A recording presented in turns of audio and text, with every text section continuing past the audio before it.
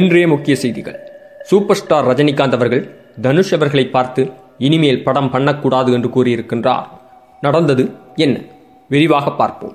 Super star Rajinikanth அவர்களுக்கு தனியாக தான் இயக்கிய திரைப்படமாகிய பாப்பாண்டி திரைப்படத்தை ஒளிபரப்பி காட்டியிருக்கின்றார் தனுஷ் அவர்கள்.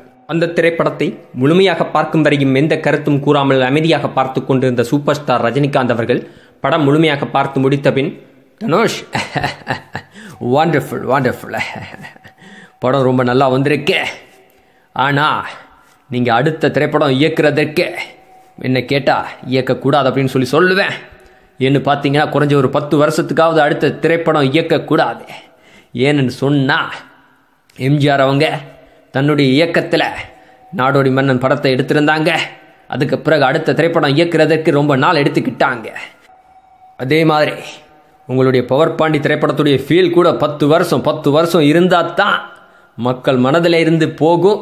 அதுக்கு பிறகு இன்னொரு படம் நீங்கள் இயக்குறதுக்கு முயற்சி செய்யுங்க. 10 வருஷத்துக்கு ஒரு படம் இயக்காதீங்க என்று கூறி தனுஷ் அவர்களை கட்டி தழுவிக்கொண்டு வாழ்த்துக்கள் தெரிவித்திருந்தார் சூப்பர் ஸ்டார் ரஜினிகாந்த் அவர்கள். இந்த வாழ்த்துக்கள் மட்டுமல்லாமல் திரையுலகத்திலிருந்து பலரும் இந்த திரைப்படத்தை போற்றி வருகின்றார்கள்.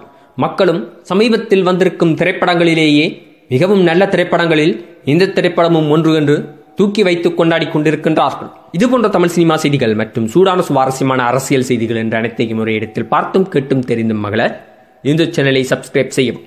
நன்றி, வணக்கம்.